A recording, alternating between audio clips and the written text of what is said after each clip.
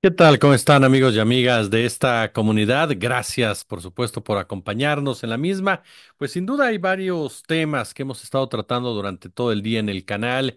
En el en vivo nos centramos en el primero de ellos, de Javier Corral, ¿no? El intento de detención que ha sido calificada como ilegal por parte del gobierno de la Ciudad de México, por parte de la Fiscalía que encabeza Ulises Lara, la advertencia por parte del fiscal de Chihuahua que dice Corral para nosotros es un prófugo de la justicia y la respuesta del ex gobernador chihuahuense, quien abiertamente dice voy a ampararme, no para poder enfrentar este proceso en libertad. En definitiva, a unas cuantas horas, unos cuantos días de que tome protesta como senador de nuestro país. Ya por la mañana hacíamos precisamente un análisis a fondo de cómo es el uso político de la justicia, más allá de las simpatías o antipatías que se puedan tener en la figura de Javier Corral por parte de los integrantes de Morena y críticos que nos han comentado de su propia gestión. La realidad es que esto es una revancha política por donde se le quiera ver por parte de Maru Campos, por parte de César Duarte, en un entramado que el fin de semana tendremos una plática muy interesante con Cedric Raciel, un periodista que ha investigado a fondo la corrupción en Chihuahua, en un entramado en donde hay muchísima carnita, y que viene a plantear de manera muy clara, muy abierta, ¿no? Lo podrido que está en muchos aspectos esta relación entre el poder judicial, el poder político, el poder empresarial, y Chihuahua es un ejemplo de ello, con personajes tan deleznables como es la propia Maru Campos o el propio César Duarte, que han convertido a la fiscalía, pues sí, en su brazo ejecutor de diversos rencores, de diversas revanchas. Hubo gente que nos decía, después de nuestra participación con mi queridísima Marta Olivia en el canal de Julio Astillero, que si estábamos justificando ahora que se trataba de Corral. Esto fue parte de la narrativa por parte de Ciro Gómez Leiva, ¿no? Que también es un caso muy particular el de Ciro Gómez Leiva. ¿Por qué? Porque vino a mostrarnos cómo el periodismo se pone a las órdenes de un interés político, se pone a las órdenes de un interés mediático como tal, cuando te filtran información, te filtran datos, te filtran hora para que tú participes en la difusión de una acción de esta naturaleza, cuando tú defiendes con uñas y dientes la postura de una de tus fuentes sin siquiera entrevistar a la otra, sin siquiera acercarte a escuchar a la otra parte, das como un hecho, algo que te dice una de tus fuentes, que es para la cual estás en un momento dado trabajando, ¿no? Al propagar su postura. Pero esto es parte, sin duda alguna, de lo que dejó este caso de Javier Corral, que va a dar mucho más de qué hablar seguramente en los próximos días, porque el fondo no es Corral mismo. El fondo es, de una u otra forma, golpetear, afectar el inicio de gobierno de la propia Claudia Sheinbaum. De eso se trata toda esta narrativa, y se trata este tipo de andamiajes por parte de la oposición. Y les decía, esa es la narrativa que se quiso instaurar, se quiere instaurar. Como es de Morena, entonces ahora hay que protegerlo, ¿no? Aquí no se trata de proteger a nadie. Así de sencillo. Más allá, insisto, de la simpatía personal que puedas tener por Corral, de la incomodidad que te genere Corral en algunos casos, la realidad es que no puedes permitir que se utilice de una manera tan facciosa la ley, la justicia, y te la quieran disfrazar, no, de todo lo contrario. Pero bueno, es parte de los ensayos narrativos que vamos a tener que enfrentar y vamos a tener que ver constantemente por parte de una oposición que ya aprendió a llevarlos a cabo y que va a tratar de profundizar en los mismos, no para llegarnos a nosotros, como tal, sino para llegar precisamente a otras huestes con las cuales considere que puede ir incrementando un cierto nicho, ¿no? Sobre todo de radicales, sobre todo de fanáticos, sobre todo de gente más vinculada, más cercana a la derecha, y tratar de convencer a aquellos que no están totalmente comprometidos, digámoslo así, en el buen sentido de la palabra, con la 4T, de hacerles ver que la 4T también es igual que el resto, porque a final de cuentas, cuando tú equilibras en una cuestión negativa a los políticos y dices todos son exactamente igual, lo que estás Lo que estás buscando es que no se afecten los intereses del partido al cual tú representas o al partido al cual tú defiendes y tratas, por supuesto, de minimizar sus errores y tratas de minimizar la gravedad de sus actos, ¿no? Entonces es un argumento muy débil, muy débil, pero muy utilizado por el impacto que tiene como tal. Incluso de ahí surgen conceptos como disfruten lo votado, ¿no? Que en muchas ocasiones te dicen, pues ven cómo está mal el metro, disfruta lo votado. Cómo está mal el IFA, disfruta lo votado. Que este y el otro, disfrútalo votado. Y en realidad, esto tiene una connotación más positiva que negativa. ¿A qué voy con eso? A que si no permitimos que la derecha derrotada lo secuestre ese concepto, es una connotación sumamente positiva. Y hoy lo vimos con la toma de protesta de Claudia Sheinbaum, ¿no? Bueno, con la entrega de constancia, perdón, de Claudia Sheinbaum, en donde hay que disfrutar lo votado. Y hay que disfrutar porque es un hecho histórico que sea la primera mujer en sentarse en la silla del águila, que haya una continuidad en un proyecto de nación como lo es Morena, con la persona más capacitada, más capaz y más representativa del López Obradorismo en muchos aspectos, pero también porque va marcando sus propios derroteros, ¿eh? Este acto de Norma Piña, de que ahora sí se puso de pie Norma Piña, después de que el presidente López Obrador, no lo distinguió con este detalle, no, solamente nos muestra también a una Norma Piña que busca de una u otra manera acercarse con el nuevo gobierno después de los papelones que hizo al frente de la Suprema Corte de Justicia para beneficiar a los rivales políticos electorales de la propia Claudia Sheinbaum. Entonces, va a ser muy complicado que ese cálculo político sea el adecuado para la todavía presidenta de la Suprema Corte de Justicia, quien, insisto, tendrá que estar quemando sus barcos, sí, en una autocrítica y en mejorar una reforma judicial que sí o sí se tiene que dar. Y después de lo visto con Mario Marín, de que se tiene que dar, se tiene que dar. Y además, ojo, Sheinbaum también ha hablado de la Procuración de Justicia, ¿eh? Ese es un detalle muy interesante que también dejó entrever la Procuración de Justicia como un factor clave para cerrar la pinza. Y fue parte de sus discursos. No quiero ahondar mucho en esto porque al ratito va a estar con nosotros Federico Bonazo, dándonos un análisis más pormenorizado de lo que fue este evento de Claudio Sheinbaum.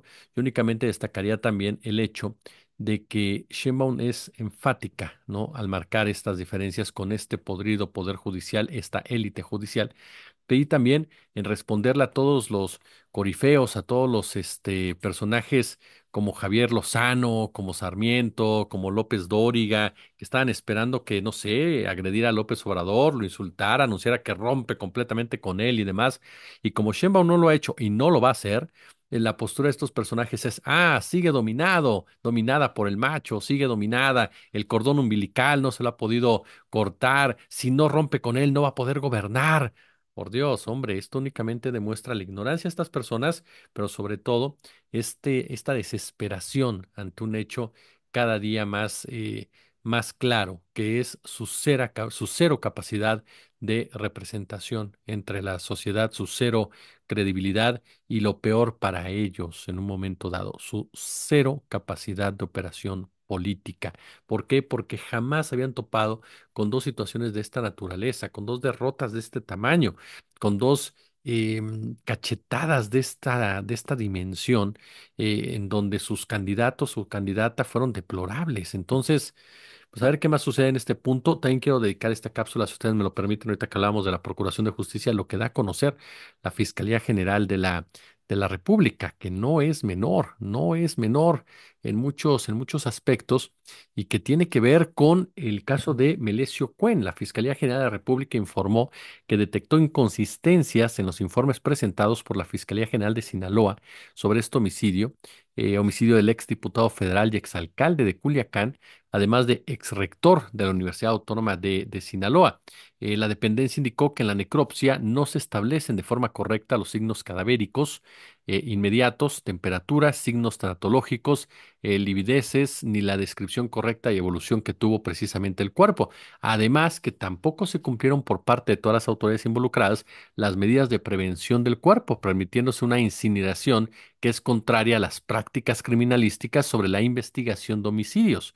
La dependencia, que encabeza Alejandro Gertz Manero, aseguró que el cuerpo tiene un fuerte hematoma precisamente en la cabeza que el cuerpo recibió 4 disparos en las piernas, que el video de la gasolinera tiene sonido y solo se escucha un disparo, que los 3 empleados de la gasolinera no refieren haber escuchado, así, no refieren haber escuchado disparos, que no se identifica con precisión la fisonomía de los ocupantes de la camioneta, que no hay mecánica de hechos del evento, que no se procesó criminalísticamente el lugar de los mismos ni el vehículo y que habiendo manchas de sangre humana en la batea de la camioneta, no hay ni peritajes ni determinaciones al respecto.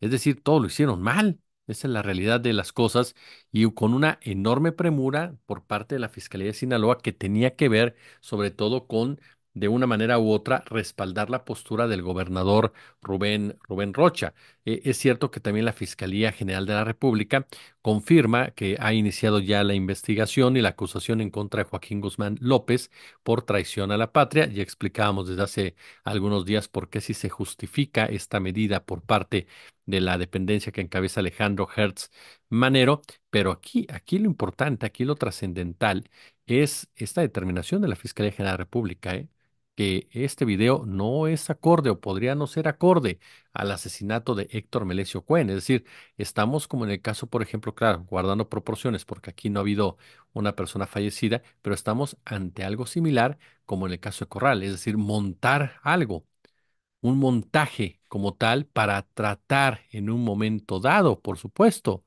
¿no? De justificar o de confirmar una declaración, ¿no?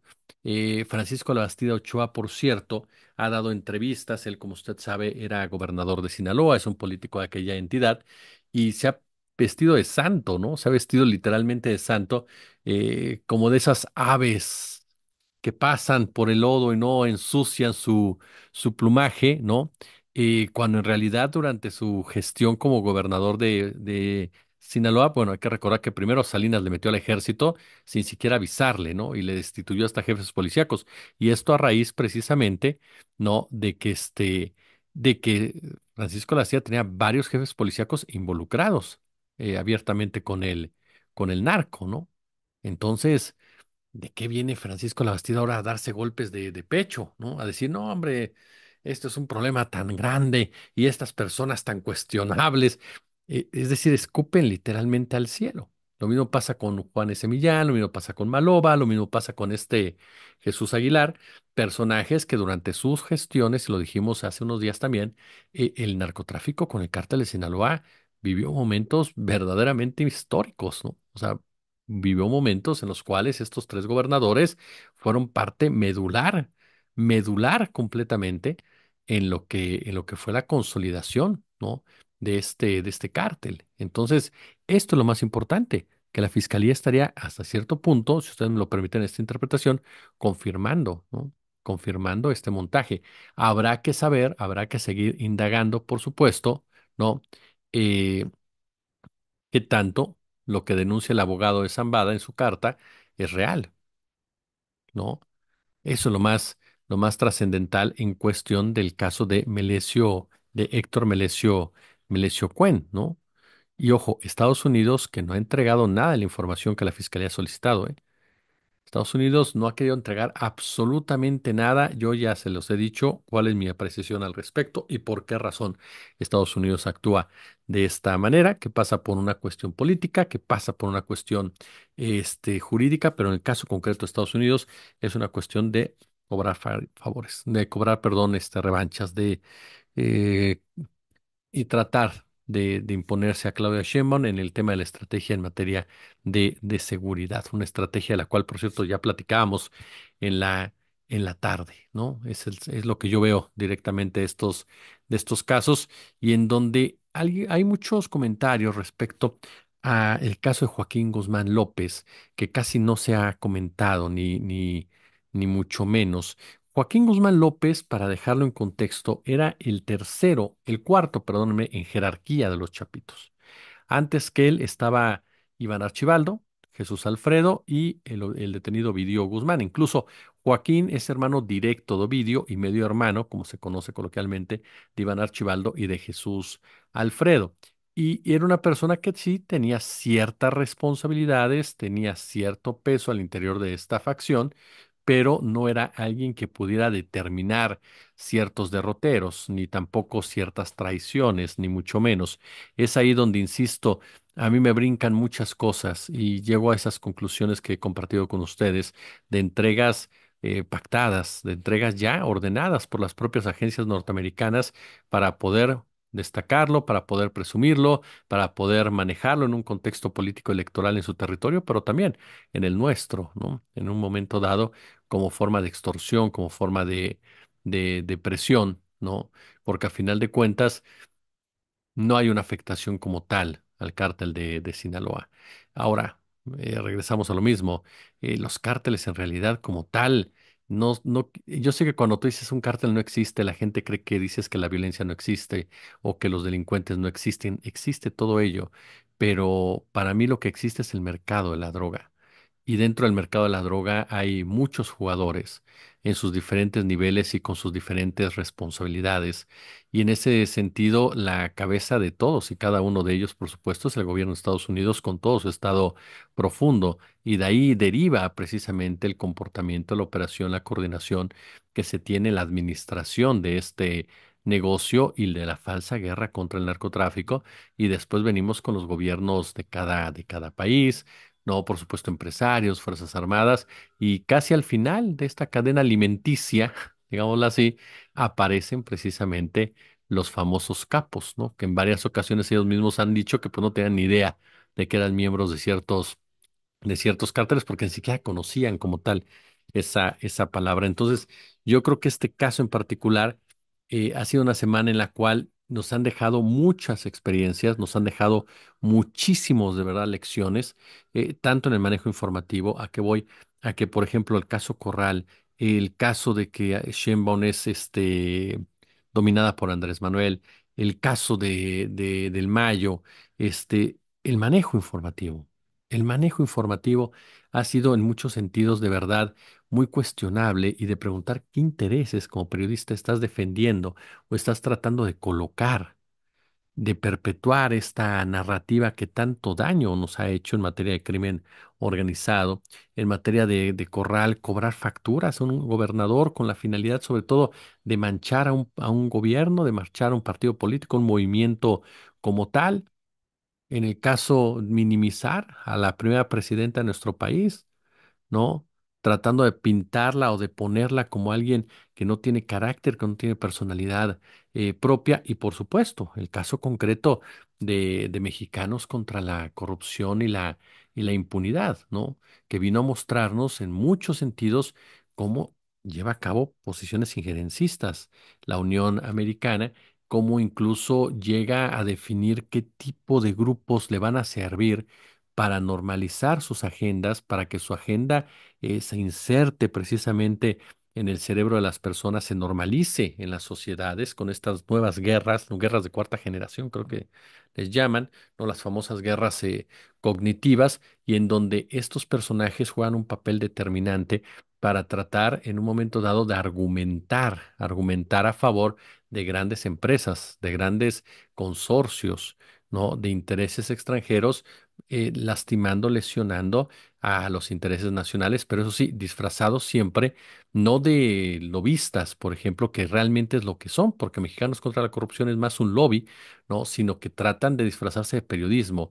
Y es ahí cuando terminan dándole en la torre completamente al periodismo, terminan pudriéndolo como tal, ¿no? ¿Por qué? Porque ellos se disfrazan de esa forma y cuando vienen cuestionamientos, entonces se pueden amparar diciendo somos perseguidos, ¿no? Estamos siendo perseguidos por el gobierno, estamos siendo censurados por el gobierno. Entonces, son varios temitas, como se dan cuenta ustedes, pero que tienen características sumamente similares, desde el involucramiento de poderes fácticos, desde el manejo mediático, desde el uso de la justicia para componer fines político-electorales, incluso internacionales, y en donde las democracias, por ejemplo, en donde las ciudadanías son las que tienen que estar muy atentas, muy, pero muy atentas para no ser víctimas precisamente de este tipo de intereses que lo único que buscan es erosionar a los estados para imponer su propio criterio, que en muchas ocasiones, y ya lo hemos visto en México, lesiona a millones y millones y millones de personas y permite simplemente que un pequeño grupo, ¿no?, sea el responsable de saquear, de saquear, de quitar, de despojar todo ello, y de seguir, por supuesto, hinchándose los bolsillos, ya sea con actos de corrupción, con desvíos de dinero para campañas, con negocios que están buscando detener una reforma judicial, detener un plan C, porque les pega directamente a sus bolsillos la implementación de estos programas, o bien la joya de la corona, que es precisamente el crimen organizado del narcotráfico, como el gran dador de ese tipo de beneficios a grandes empresarios, ¿no? En muchos sentidos. Yo les agradezco el favor de su atención. En un ratito más estará Federico Bonazo con nosotros, platicando de este tema de Claudia Sheinbaum. Yo, como siempre, un gusto, como siempre, un placer. Ya lo sabes, si les gustó el video, ¿cuál es el caminito? Vemos el video, si nos gustó, lo likeamos, lo compartimos, dejamos comentario en la cajita de comentarios y nos suscribimos al canal. Si no nos gustó, lo compartimos de todas formas y también dejamos comentarios diciéndonos que no nos gustó. Yo, como siempre, les agradezco el favor de su atención. Si hay chances, si hay posibilidad, échenos super chat, super gracias y unas al canal. Gracias, como siempre, un gusto, como siempre, un placer. Y 21:30 Bonazo a las 11 de la mañana en vivo. Gracias.